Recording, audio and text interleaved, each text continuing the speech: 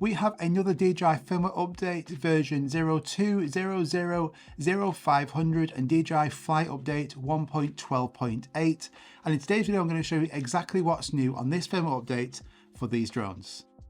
So it's only been like a few weeks since we saw a new firmware update for these guys, which brought some new smart shots, new tracking features, the ability to see out these obstacle avoidance sensors, and now we have a completely refreshed design of the DJI Fly app. The first thing you're going to notice when you update the firmware on here is you now have the option to change the actual font size. So you can either have it just like it was before, or now you can actually select to have the font slightly larger and also in bold. This is going to be good if you actually were struggling to see that text and you wanted something which is a little bit clearer for you.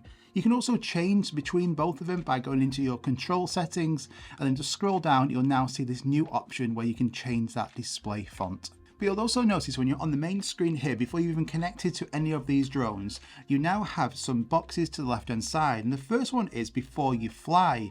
So the fly spots has been improved and had a completely new refreshed UI design. So if we click on that now, what you can do is, so I love actually planning and researching where I want to fly my drone. So I do this normally by just going on Google Maps and actually just zooming into certain areas. And it's not the best and the most easiest way of finding new locations.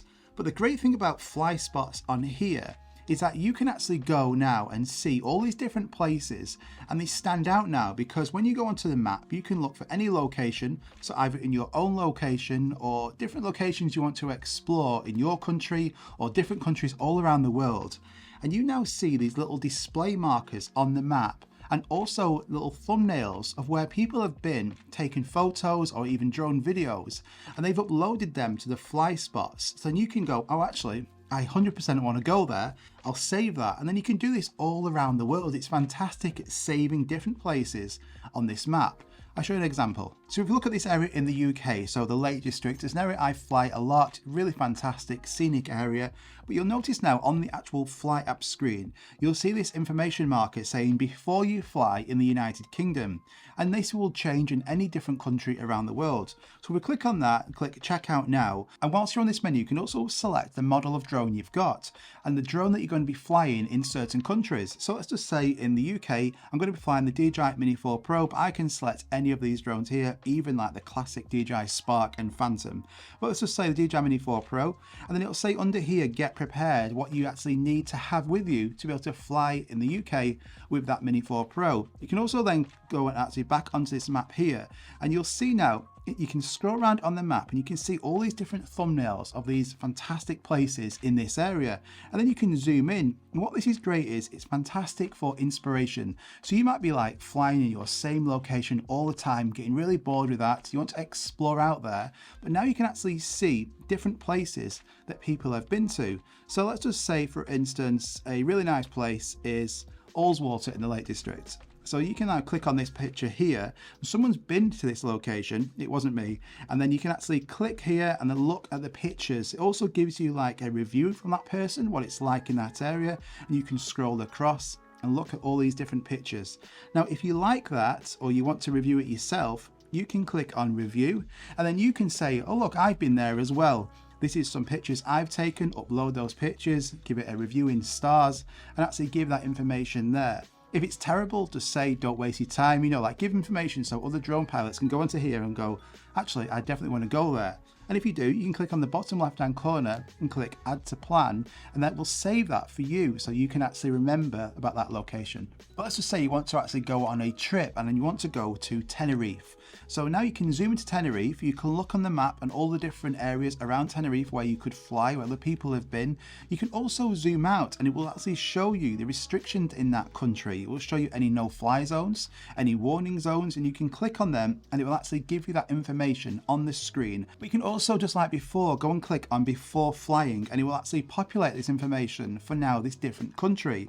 So in Spain, I want to actually fly the DJI Air 3. So the restrictions are going to be different and it automatically will populate these restrictions. So it says you need to have an operator registration, you need to label that aircraft, and you also need EU proof of competence. And then you can even click on this button and it will take you to an EU website where you can do the tests which are required to fly in this country with that particular drone. And you'll notice doing all this, I'm not actually connected to any of these drones. So you can look in your spare time at home on your controller or the DJI Fly app on your phone about all these different locations. It's a fantastic way of actually researching where you want to go or sharing the photos and videos you've taken so other people can actually view them and basically give inspiration to others. It's a fantastic idea, this, and the UI on here has been improved so much better. It was quite clunky and very minimalist before. Now there's loads of information. Now on the actual UI, you've got all these different buttons all around it. So I'm going to quickly show you what each one means. So in the top right hand corner, you've got a little eye and information marker. So we click on that. That is going to enable you to actually turn on or turn off all this different information about restriction zone, authorization zones, altitude zones, enhanced warning zones. I personally keep majority of all them on, so then it will then display them on the maps. So if I want to go to a certain location, I can then see all these different restrictions. I can click on them and it will give that information to me. I can then unlock those zones, put in requests, all from this actual controller. Brilliant. So I would say keep all them on. Underneath it, this is going to give you the option to actually change the view. So you can have like a satellite view, or you can just keep it as normal, like a map view. I would say that's probably a little bit easier to see and for things to stand out.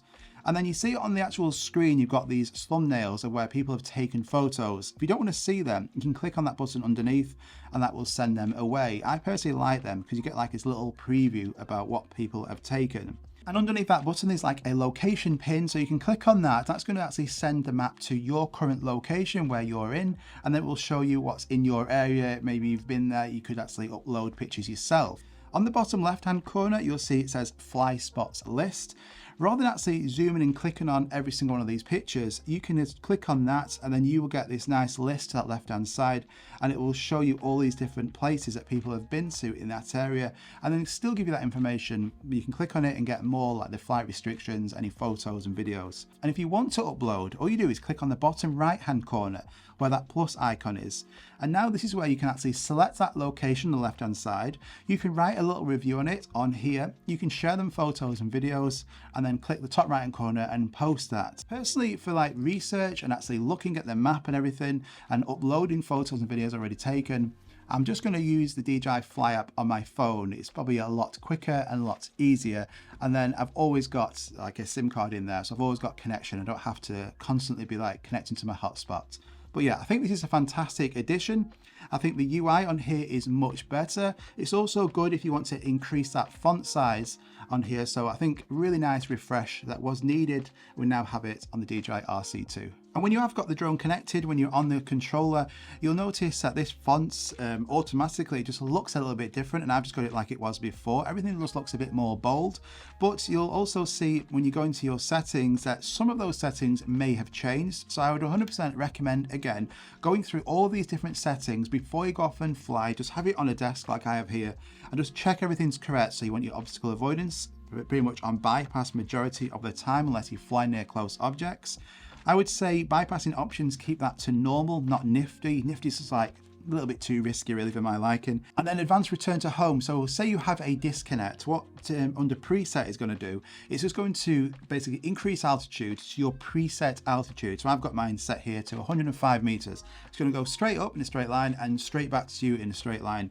If you click optimal, what the drone's going to do, it's going to come back where it feels it's the safest kind of and quickest route back to you. But I don't 100% trust it, because if there's lots of obstacles in that area, it could get a little bit too close to any trees, just trying to find the quickest route back. I'd rather it be a little bit longer but safer. So advanced return to home, keep that on preset. Now, advanced safety settings, we saw a new setting on here on the last update. So this is at the bottom, vision, position and obstacle avoidance sensing. Have that turned on all the time. It's handy to turn this off if you are landing this drone on a moving object, like a moving boat, for instance, because that drone's going to come down really fast. And then under camera, this is where things do change. So fortunately mine hasn't here, but most of the time during a firmware update, the color will be switched back to normal. So I always film it in D-Log-M, and then I'll have my color display on. I actually have started turning all the video subtitles off just because I never use them. And when you actually go from your memory card and put it into a computer, when you see all these different photos and video taken, there's so many white files, which are the subtitle files, that take up so much space. I just think it's just never needed. So I turn them off now. And style, what you want to do is click on that button there, and by default it's just too sharp, so you want to turn the sharpness down. So I'll have the sharpness set to -1, and the noise reduction I'll just keep it at 0. So all these different settings, if you do forget them, don't forget I've got my own DJI cheat sheet, so you go through all these different settings. So you can print these out, keep them in your bag, or store them on your phone. You've always got them with you there on your phone or your iPad. Go through all these different settings. They currently are getting a free update as well. So if you've already bought these, because some of these settings names have changed, I'm just updating them. You'll get a free update in your email. And if you want to pick these DJI cheat sheets up, they're available right now on my website for both the DJI Mini 4 Pro, the DJI Air 3, the Mavic series, the Mini 3 Pro, the Mini 2. They're all on there, so go and check them out. They're going to be linked at the top of the description. So a really nice update there for the DJI Fly update. The Fly Spots is fantastic for research. Highly recommend that. I hope you enjoyed this video. If you did, just hit that like button. It really does help out. Subscribe if you're new around here, because I've got loads of content coming really soon. Give me a fist pump in the comments and I'll give you one back. And if you want to watch 2 more drone videos, I'm going to link them here. I'll see you in the next one. Bye bye.